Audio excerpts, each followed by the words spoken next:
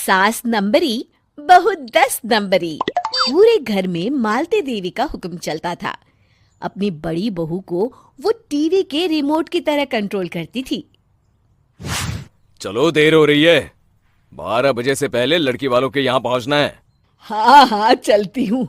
मैं तो भगवान से बस ये दुआ कर रही हूँ कि जिस तरह मेरी बड़ी बहू मेरी मुट्ठी में है, उसी तरह मेरी छोटी बहू भी मेरे इशारे पे नाचे। अरे भगवान, भला इस घर में किसकी हिम्मत है जो तुम्हारे खिलाफ जाने की हिमाकत करे। इस तरह मालती देवी अपने छोटे बेटे की भी शादी कर देती हैं। मालती की छोटी बहू फैशन डिजाइनर का कोर्स करके आई थी। उसका सपना था कि शादी के बाद वो अपना खुद का बुटीक खोले। एक दिन, क्या बात है छोटी, तू तो एक से बढ़कर एक डिजाइन बना लेती है। इसमें कौन सी बड़ी बात है दीदी? आप चाहे तो मैं आपको भी सिखा सकती हूँ। हाँ, फिर हम दोनों मिलकर एक बुटीक खोल लेंगे। लेकिन दीदी, उसके लिए तो बहुत पैसे लगेंगे। हाँ तो क्या हुआ, पैसे माँ जी से ले लेंगे। हाँ हाँ, मेरे पास तो पैसों का पेड़ है ना, तोड़ के तुम दोनों को दे दूंगी। मेरी एक बात अच्छी तरह समझ लो, मैं तुम दोनों को एक ढेला भी नहीं देने वाली। बड़ी आई बुटीक खोलने वाली। ये आप क्या कह रही हैं माँ जी? आप हमारी मदद नहीं करेंगी तो कौन करेगा? अरे अगर बुटीक खोलने का इतना ही शौक है तो अपने माँ बाप से पैसे क्यों नहीं मांग लेती? मेरे पैसों पर क्यों आंख गड़ाए बैठी हो तुम दोनों? इस तरह अपने इरादे स्पष्ट करके मालती देवी वहां से चली जाती है।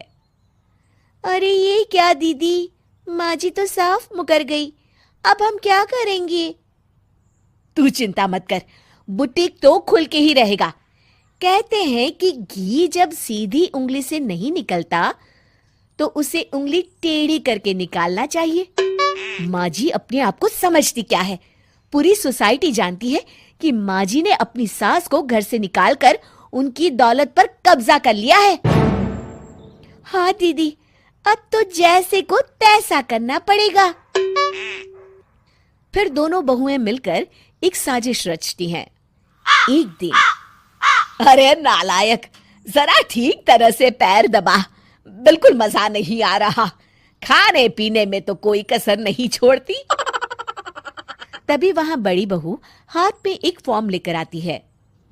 माँ जी, आपके लिए एक खुशखबरी है। सरकार सभी बुजुर्गों को हर महीने 10,000 रुपये पेंशन देने वाली है। अरे ये क्या कह रही है तू? क्या सच में मुझे हर महीने घर बैठे 10,000 रुपये मिलेंगे? हाँ माँ जी, दीदी सच कह रही है।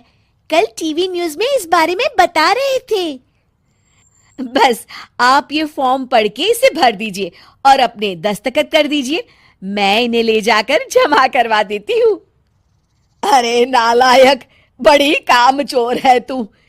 इस बुढ़ापे में कहाँ तुम मुझसे फार्म भरवा रही है? खुद ही भर ले, मैं दस्तखत कर देती हूँ। ठीक है माँ जी।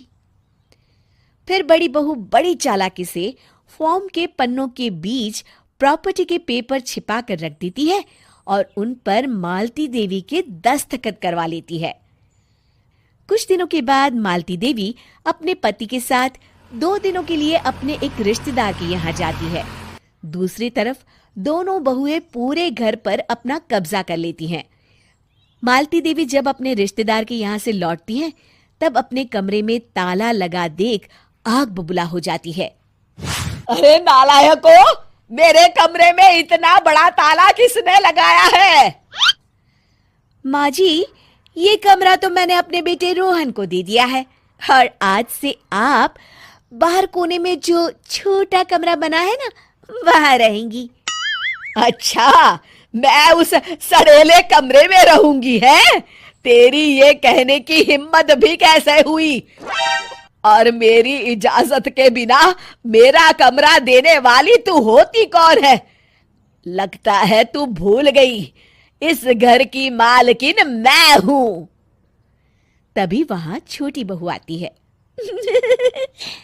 अरे माँ जी, आप इस घर की मालकिन नहीं है। अब इस घर की नई मालकिन हम दोनों बहुएं हैं।